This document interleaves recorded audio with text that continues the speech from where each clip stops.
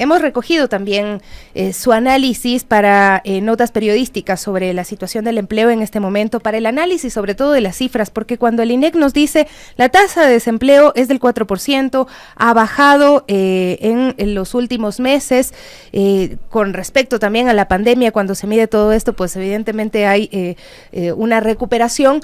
Sin embargo, la pregunta es ¿qué tipo de empleos están enfrentando? Porque no es el empleo en muchos de los casos una herramienta para vivir con dignidad, sino para sobrevivir y que implica también condiciones de explotación. ¿Cómo está? Buenos días, economista. Hola Sofía, gracias por la invitación. Saludo a Edison y a toda la audiencia de Warmis. Gracias por la invitación nuevamente. Bueno, este es un tema súper complejo. Me parece que es de los temas centrales que deberíamos debatir, discutir a nivel de política pública, a nivel de alternativas, la propia academia, los medios de comunicación, porque de alguna manera hay que encontrar alguna salida, alguna forma de ir superando estos inconvenientes. El dato es 270,000 desempleados, pero 5 millones de ecuatorianos están en lo que se conoce como el empleo inadecuado. ¿Qué es empleo inadecuado? Pues aquel empleo que no tiene todas las garantías, y como bien lo dijo Edison, una de las características de ese empleo inadecuado es posiblemente, o en su mayoría, ganar menos de los $450 mensuales que el salario básico unificado. Entonces, hablamos de 5 millones de personas bajo esa condición de vulnerabilidad de ingresos. 3 millones nos hemos vuelto ya privilegiados, los que tenemos la suerte de un empleo formal, de un empleo adecuado, y como digo, a los 270,000 personas que están en desempleo abierto. Entonces, eso es importante entender estas cifras. Yo creo que a veces la ciudadanía tiene todo el derecho a confundirse, pero creo que de alguna manera ya se va entendiendo que finalmente gran parte de los ecuatorianos no es que se desemplea, lo que pasa es que se ocupa en actividades, digámoslo así, de una forma más sencilla, en actividades informales que no le garantiza ingresos ni horas trabajadas dignas para sostener su vida y su familia. Entonces, de eso, Sofía, empecemos así. Es un tema complejo, con las cifras que he dado, que realmente nos llaman a la preocupación y a la reflexión, ¿no es cierto? Porque de alguna manera hay que encontrarle salida. Por supuesto, estamos de acuerdo con eso. Edison estuvo en las calles de la capital. Edison, yo quisiera que nos digas, también para que lo analice el economista García, ¿qué opina la ciudadanía acerca del empleo? ¿Cuáles son las realidades que te pudieron comunicar? Claro, Sofi, estuvimos caminando, haciendo un Vox Populi, conversando con la gente, y llama la atención que la mayoría de personas, bueno, aparte de que no encuentran empleo, se queja de que cuando hay algún tipo de vacante, digamos, les piden, sobre todo a los jóvenes, muchas cosas que les impiden lograr obtener ese puesto laboral. Por ejemplo, experiencia laboral. Muchos jóvenes salen recién del colegio, de la universidad, y no tienen, pues, obviamente... la experiencia. No tienen 3 años de experiencia cuando tienen 21 años. Claro, y entonces son esas condicionantes lo que les van dejando sin lugares donde trabajar, y optan por eso, por el trabajo informal, por tratar de buscarse alguna manera de sobrevivir, ¿no? Que es la imagen que deja todo este ambiente del subempleo. Pero además, economista, quisiera que escuche pues precisamente este Vox Populi, porque Edison les preguntó qué le recomendarían a las personas que están hoy optando por la presidencia, vicepresidencia, a los asambleístas para que trabajen en el tema del empleo, y a mí me sorprendió escuchar a algunos de ellos, así es que quisiera que usted me dé también sus opiniones, por favor, los testimonios, mi querido Fer. ¿Cómo ve que está la situación de empleo en el país? Chuta, está muy complicada, oiga. Desde que entró el gobierno de Lenín Moreno, nos arruinó bastantes empresas. Complicado, muy difícil. Llegó pandemia, complicado, oiga, no hay mucha escasez de empleo, aunque el gobierno diga lo contrario. La realidad es del pueblo que sabemos nosotros, que no hay empleo. Pocos empleos que tenemos que cuidar. Los empleos adecuados están escaseando es porque hay mucha competencia extranjera también. Dese cuenta que al extranjero le pagan menos de lo que un ecuatoriano gana aquí. Entonces es una pelea desleal contra nosotros, porque un empresario prefiere pagar barato, mano de obra barato, a pagar lo normal y más beneficios de ley que merecemos todos, creo yo. Aparte, también quería preguntarle, ¿qué es lo más difícil que usted ha visto al momento de encontrar empleo, tal vez? La edad. Usted pasado los 30 años aquí en Ecuador ya no le contrata a nadie en lo que es hombres. Y finalmente le quería preguntar al siguiente gobierno que va a llegar, ¿qué le recomendaría para incentivar el empleo? Que ayude con más beneficios a los empresarios y facilidades para que nos contraten y nos den empleo. Que haya más facilidades, flexibilidades en impuestos, todo para que los empresarios puedan crear plazas de trabajo para que podamos acceder a una plaza de trabajo. Bueno, actualmente estamos en un proceso de cual, en vez de que haya más empleo para las personas que estamos en este momento cursando lo que es los estudios, debería haber más fuentes de trabajo, ¿no? Más que todo para que no haya ese tipo de inconvenientes al momento de que cuando uno se sale de la universidad no estemos en el proceso de que necesitamos experiencia para poder conseguir un trabajo. Y lo que ahorita está, casi la mayoría de personas estamos complicados en este mundo en el que vivimos actualmente, ¿no? Mi nombre es Miriam Medina. Señora Miriam, ¿cómo ve que está la situación en la Tacunga, la situación laboral? Hay bastante gente informal, se ha incrementado los trabajos o los emprendimientos también, porque un trabajo bajo dependencia ya está escaseando. ¿Qué cree que es lo más difícil al momento de conseguir un trabajo estable, digamos? Las oportunidades de trabajo no hay mucho. Hay muchos locales incluso que han cerrado, muchos negocios. De ahí los emprendimientos que la gente se ve obligada a hacer para poder generar ingresos. O sea, la gente se lo está buscando como puede. Sí. Ya, al siguiente gobierno que vaya a llegar, ¿qué le recomendaría para, digamos, ayudar a que se incremente el empleo? Una estabilidad del país y más seguridad. Bueno, economista, ¿cuál es su primera impresión escuchando todo esto? Porque a mí me llamó la atención que los ciudadanos plantean, por ejemplo, que haya más facilidades para los empresarios y más flexibilidad de impuestos. Esto es real, se les baja los impuestos a los empresarios y ya aparece el empleo. Plantean que el tema de experiencias versus estudios también pues pueda mejorarse. Es que sí, es complejo porque terminas los estudios, se supone que en los estudios te preparaste para hacer un trabajo, pero cuando sales te piden experiencia laboral, no experiencia dentro de no haber estudiado necesariamente, o haber estudiado y haber tenido experiencia laboral.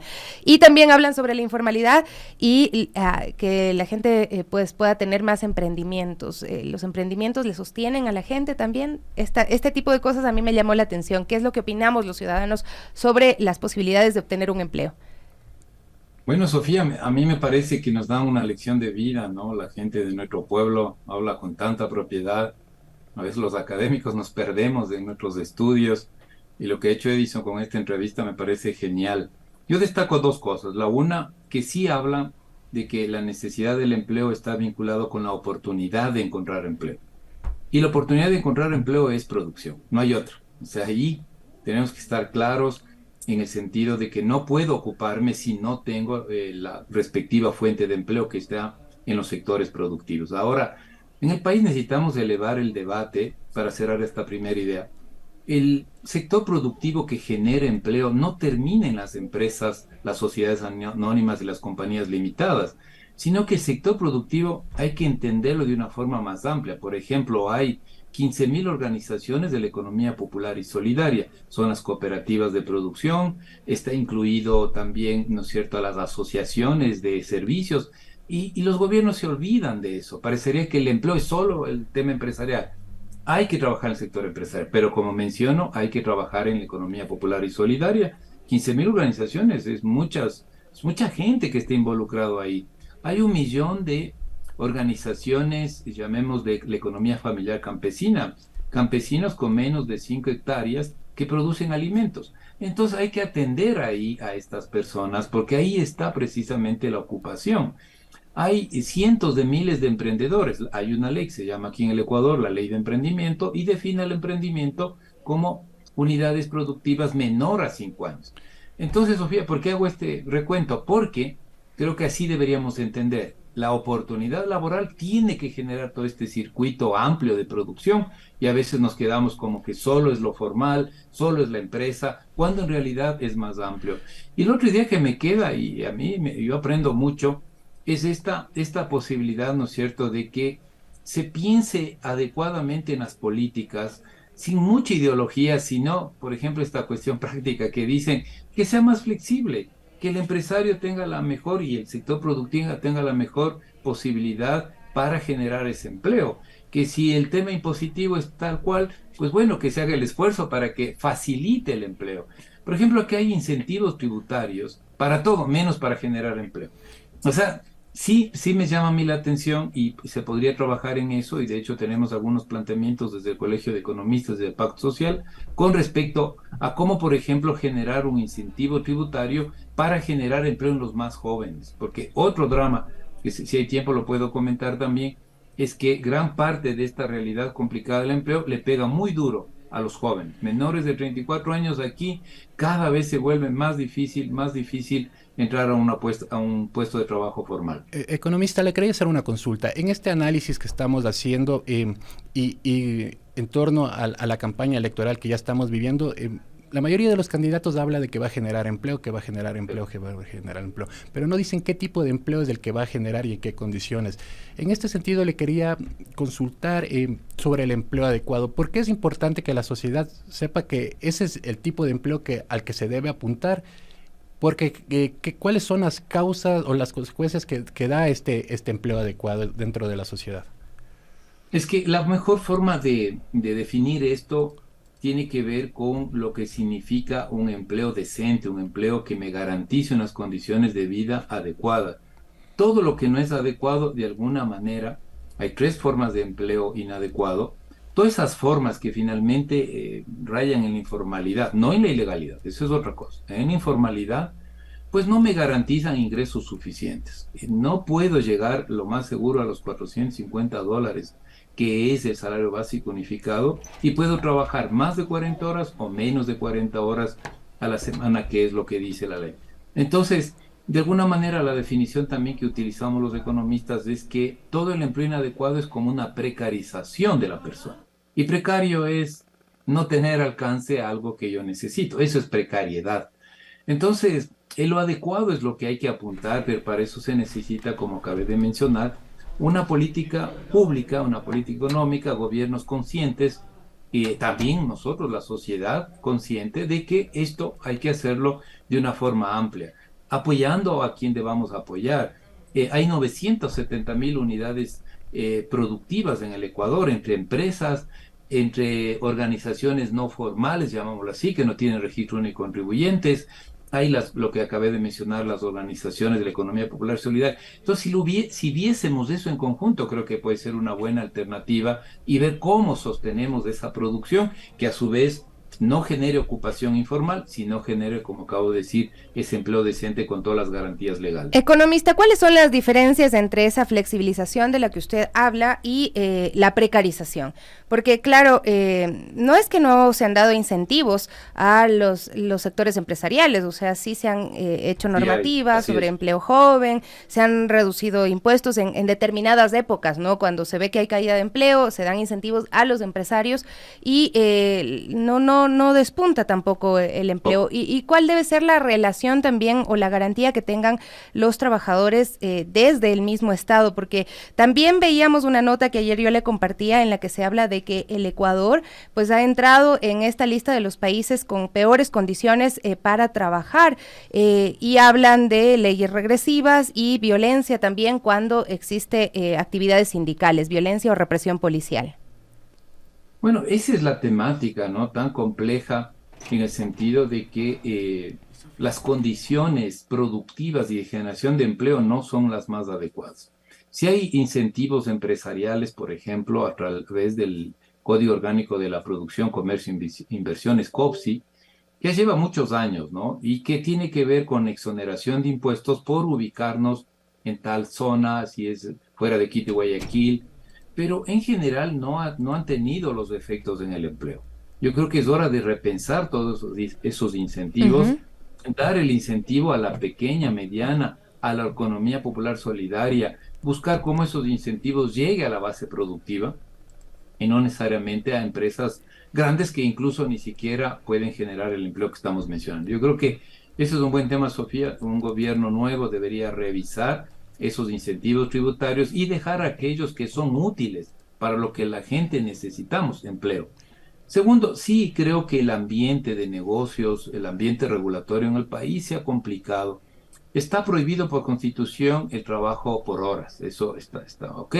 No es posible porque enseguida se abusa y queremos contratar por unas horitas y trabajar más tiempo, ok. Eso está prohibido por mandato constitucional y yo no veo opción para efectuar una reforma constitucional. Y el nuevo gobierno que entre en 18 meses va a quedar muy corto el tiempo como para pensar en esa cuestión. Donde sí puede haber consenso es, por ejemplo, en lo que significa un trabajo mucho más y una regulación mucho más precisa en lo que es el trabajo a tiempo, llamémosle parcial, lo que es el tiempo a trabajo por obra. Ahí hay unas regulaciones que creo, si tenemos la buena voluntad, se podría corregir. Por ejemplo, el trabajo ocasional tiene un recargo del 35%. Y el empresario lo que hace es, dice, chusa, voy a pagar 35 más, mejor no contrato.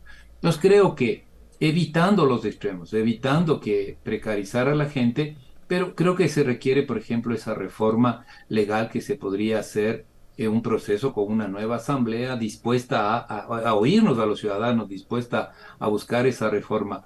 También hemos detectado que hay 3 leyes, es increíble, 3 leyes que regulan las pasantías y las prácticas preprofesionales. Entonces no hay claridad para que los jóvenes de colegio, nuestros jóvenes universitarios salgan y puedan hacer una pasantía pagada para que hagan un trabajo preprofesional no pagado, pero con reglas de juego claras. Pero eso también es responsabilidad de las universidades, ¿no? Porque las universidades son las que deberían de alguna forma ayudarles a insertarse en el mundo laboral desde el primer día que entran. Y yo veo que hay pocos docentes también que se preocupan por eso. O sea, ahí también hay un cuestionamiento importante. Sí, y qué bien, Sofía, sí hay que hablar con esa propiedad y con esa firmeza. Las universidades, habrá alguna excepción, muy pocas, tienen departamentos de bolsa de empleo. Entonces, eso dificulta, ¿no es cierto?, la ligazón entre nuestros estudiantes universitarios y el sector productivo ampliado que yo mencioné. También las universidades no hacemos educación y capacitación en lo que se llama habilidades blandas del trabajador, del profesional. No sabemos cómo saludar en una entrevista de trabajo, no sé cómo hacer el currículum vitae, no sé cómo resolver, ¿no es cierto?, y mostrar liderazgo en una entrevista. Se llama competencias blandas y seriamente nos hemos descuidado en el sistema universitario. Entonces sí creo que una reforma de política pública podría ser, de alguna manera, presionar al sistema universitario para generar estas condiciones de empleabilidad, como acabo de mencionar. También hay una revisión de carreras universitarias, que no hay demanda en el mercado de trabajo y seguimos cuando el mercado me dice, mira, esa carrera ya no, hay pocas posibilidades, pero seguimos ahí porque no tenemos flexibilidad.